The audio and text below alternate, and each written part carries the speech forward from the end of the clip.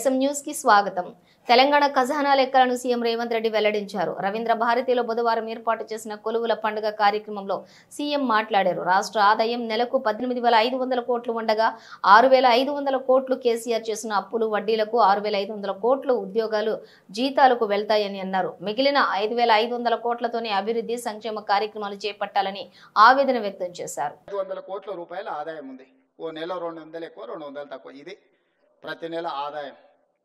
6,500 కోట్ల రూపాయలు ప్రభుత్వ ఉద్యోగస్తుల జీతభత్యాలు, పెన్షన్లు, అవుట్ సోర్సింగ్, కాంట్రాక్ట్ ఏదన్నా అనుకోండి, మీకు ప్రతి నెల జీతభత్యాలు ఇవ్వడానికి 6,500 కోట్లు పోతున్నాయి.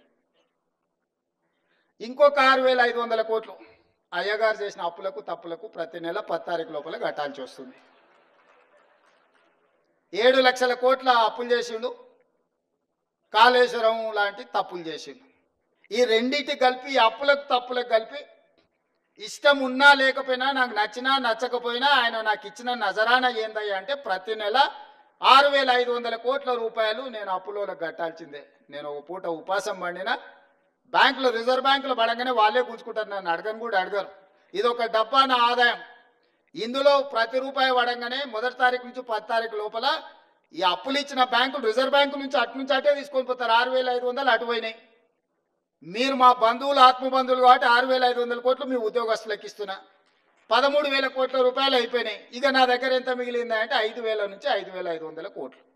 ఇక నేను మిమ్మల్ని అడుగుతున్నా, ఈ 5,000 నుంచి 5,500 కోట్లల్లా షాదీ ముబారక్, కళ్యాణ లక్ష్మి, పెన్షను, రైతు రుణమాఫీ, రైతు భరోసా, ఇట్లా 25-30 ప్రభుత్వ సంక్షేమ పథకాలు ఉన్నాయి. ఇవి కాకుండా అర్ధాంతరంగా ఆగిపోయిన కాళేశ్వరం కట్టాలి, కూలిపోయిన శ్రీశైలం లెఫ్ట్ బ్యాంక్ కెనాల్ని కట్టాలి, పాలమూరు రంగారెడ్డి ఎత్తిపోతలు కట్టాలి, రీజనల్ రింగ్ రోడ్కు నిధులు ఇవ్వాలి.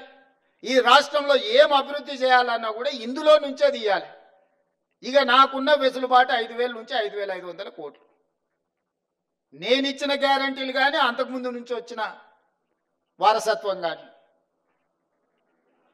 ఇవన్నీ కలిపితే నాకు ఇంకొక 18,000 కోట్లు కావాలి. వాస్తవంగా ఆయన కాంట్రాక్టర్లకు అగ్రిమెంట్లు చేసిండు, ఆయన కమిషన్లు తీసుకొని ఆయన వెళ్ళిపోయిండు. ఇవాళ వాళ్ళ పేమెంట్లు నేను వచ్చి కూర్చున్నప్పటికీ 42,000 పేమెంట్లు బకాయిలు పెట్టిపోయిండు ఈ కాంట్రాక్టర్లకి. ఇక విద్యుత్ శాఖ ఇవాటి మళ్ళీ పక్కన పెట్టాలి. అట్లా నేను మినిమం వెల్ఫేర్ ఉన్న వాటిని ఒక మాదిరిగా నడపాలంటే నాకు 22,000 కోట్లు కావాలి. 22,000 కోట్లు నాకు వస్తే ఇప్పుడున్న కమిట్మెంట్స్ ఏదైతే వెల్ఫేర్లో ఇప్పుడు నేను చెప్పిన రైతు భరోసా కావచ్చు, లేకపోతే ఆర్టీసీ బస్సు కావచ్చు, లేకపోతే ఉచిత కరెంటు కావచ్చు, ఇంటికి సిలిండర్ కావచ్చు, రాజీవ్ ఆరోగ్యశ్రీ, ఇట్లా ఇవన్నీ కలిపితే 22,000 కావాలి. 22,000 అంటే 13,000 ఇవి తీసేస్తే 9,000 కోట్లు ఉంటే నేను ఇవన్నీ సమన్వయం చేయగలుగుతా 15 తారీఖు లోపల. ఇంకొక 8,000 కోట్లు ఉంటే ఈయన కాంట్రాక్టర్లకు పెట్టిపోయిన అప్పులకు బిల్లులు కట్టాలి.